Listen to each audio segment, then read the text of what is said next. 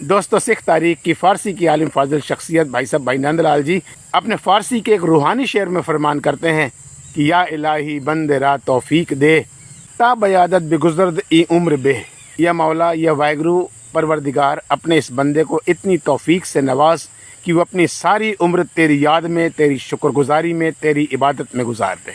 دوستو، آج 26 جون ہے، ہجری سن 1446 کے آخری مہینے ذوالحجہ کا آخری دن. دوستو، وقت گزرتے پتہ نہیں لگتا. ابھی 1446 کی شروعات ہوئی تھی، 1 سال ہو بھی گیا. محرم کے مقدس مہینے سے شروعات ہوئی. کربلا کے 72 جانثاروں کو، 72 شہیدوں کو خراج عقیدت پیش کیا. زندگی کے سفر کو آگے بڑھاتے ہوئے پھر سفر مہینہ دوسرا آیا. اس کے بعد پھر ربیع الاول حضور اکرم صلی اللہ علیہ وسلم صاحب کی ولادت کا مہینہ.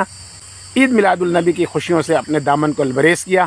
پھر آگے چلے تو ربیع الثانی کے بعد جمادی الاول کے بعد جمادی الثانی کے بعد رجب. بہت ہی مقدس مہینہ، حضور اکرم صلی اللہ علیہ وسلم صاحب کے والدین حضرت عبداللہ صاحب اور حضرت بی بی آمنہ صاحبہ کے نکاح کا مہینہ.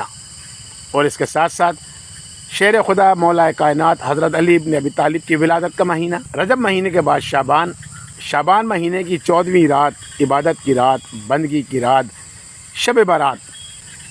شب برات کی رحمتوں سے ہم نے اپنی جھولیوں کو بھرا اور زندگی کا سفر آگے ہوا.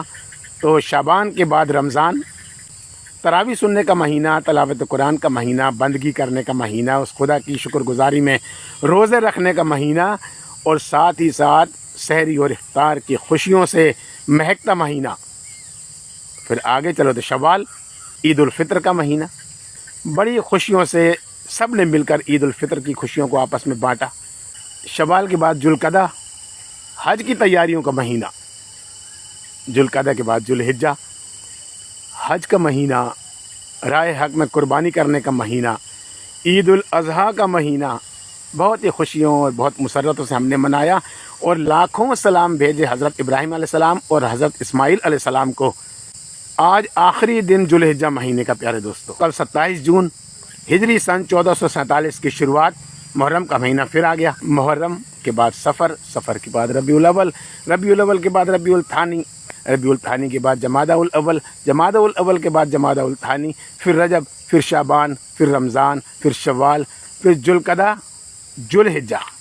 آج رات کو ہم نے ہجری سن 1446 کو ہمیشہ کے لیے الوداع کہنا ہے، رخصت کرنا ہے، اور ذوالحجہ مہینے کو پورے 1 سال کے لیے وداع کرنا ہے. آنے والے کل ہجری سن 1447 کا پرخلوص پرزور انداز میں خیر مقدم کرنا ہے، ویلکم کرنا ہے. اللہ تعالیٰ سے دعا کرنی ہے کہ آنے والا ہجری سن 1447 ہم سب کے لیے خوشیاں اور مسرتیں لے کر آئے. ہم سب کی جھولیوں کو اللہ تعالیٰ خوشیوں اور بخششوں سے، اپنی رحمتوں سے لبریز رکھے. وآخر دعوانا الحمدللہ رب العالمین.